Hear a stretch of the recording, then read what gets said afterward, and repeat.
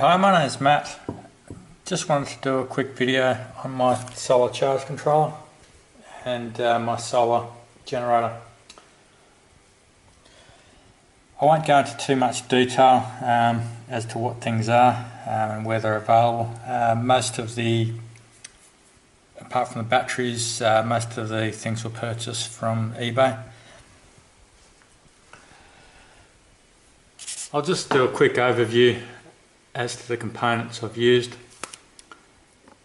I've got this cigarette lighter attachment with the USB connections, the voltage readout and your normal 12 volt plug purchased from eBay. Most of the switches were purchased locally from either an auto store or JCar. Again, spade connections. I've also got a battery guard. So that was a recent addition which seems to perform quite well. I've set that to shut down at around 12.3 volts just to save the battery. Now the batteries I've used are the gel cells. I've got two of the 12 amp hours and two 7 amp hour batteries. I was lucky to get 3 of the batteries given to me, so I actually only had to purchase one 7 amp hour battery, which obviously saved me quite a bit of money. All up I spent around $100 putting the rest of the system together. Without disconnecting everything too much, I've removed enough with the batteries I think to get a fairly clear picture.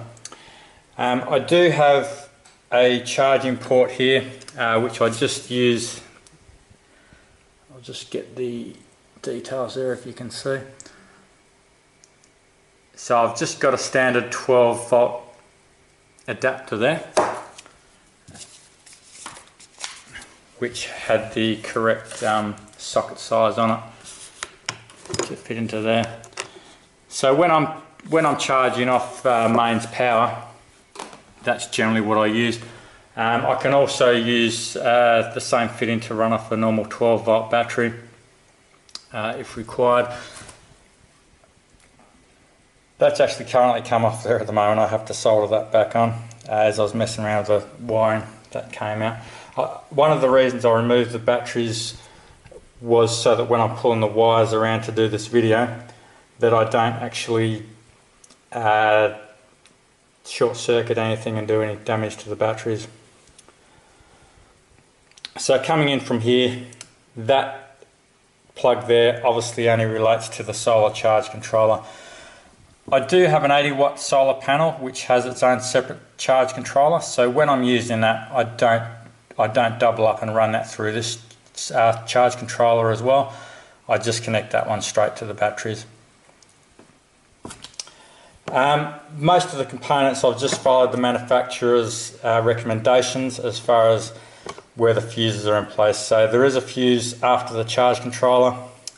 Again, this fuse comes in before the battery guard. Did quite a bit of research myself looking at other people's setups and got some good ideas. There were things where I saw people had maybe gone a little bit overboard with fuses. This has performed quite well thus far. I haven't had any problems. I don't feel that I'm doing any damage to the batteries. I've asked a lot of questions. One of the things I've been told is not to directly connect a car battery through to this, so when I do try and get a bit of extra charge into these batteries from a car battery, again I run that through the charge controller that's in place. So just a quick rundown. Over here I've just used some standard household fittings which, you know, not ideal but it works quite well for this purpose. So basically keeping in line with my connections, all the positives on these cigarette lighter fittings have the positive on the left hand side and your negatives on the right hand side. So I've kept with that, I've kept all my positive on the left and all my negative on the right. So to simplify things down a little bit, if we looked at this as my main positive connection, and if we come over here we've got the negative connection too. Now obviously these ones just go into one battery. All the rest of the harness here has simply just been spliced in to allow the addition of further batteries. Now the problem there was obviously having to cut the insulation off to then splice these wires in. All of the wiring has been soldered and obviously has heat shrink over it as well, so all the connections seem quite well put together. As far as the switches, I do have a LED light hooked up to it which goes around completely around the box apart from the front, and that provides quite a bit of handy lighting when I'm camping and things of that nature. So I've just got a main power switch that cuts all the power off to everything. Now keep in mind, when that one is off, I always have the normal cigarette socket left live, because when nothing's hooked up to that, there's nothing live anyway. So I haven't bothered incorporating the main cigarette lighter switch, so I can actually turn the whole generator off at night and potentially leave the cigarette lighter still live if I want to run the Engel fridge or something like that.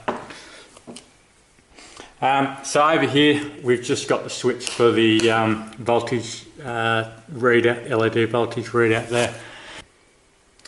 So I've just used some insulation material that I've bought from Bunnings to hold the batteries in place. I'll just go ahead now and I'll put the rest of the batteries in and give you a quick run through of how it all works.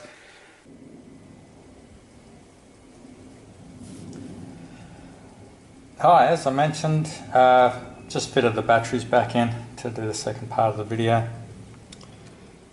So I'll just do a quick rundown as things operate inside. So once the power button's on, generally you'll see just your light will come on. The second light will come on for the charge controller once you've got charge going to it.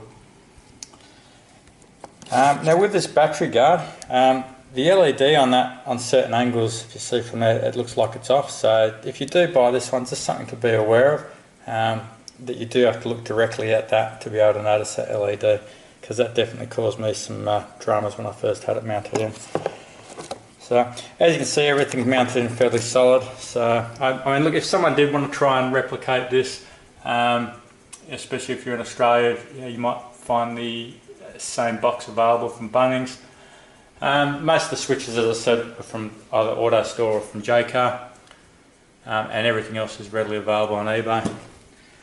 So we'll just shut that up now and I'll just give you a quick rundown as to what we can do with this.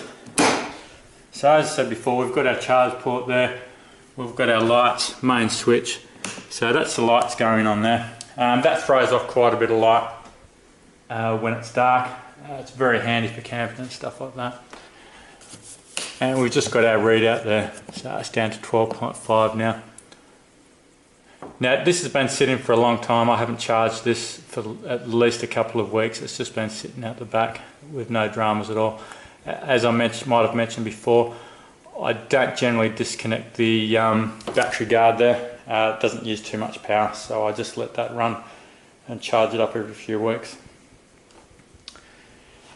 I hope this has been of interest and you've enjoyed the video. If you've got any questions, please feel free to leave something in the comments.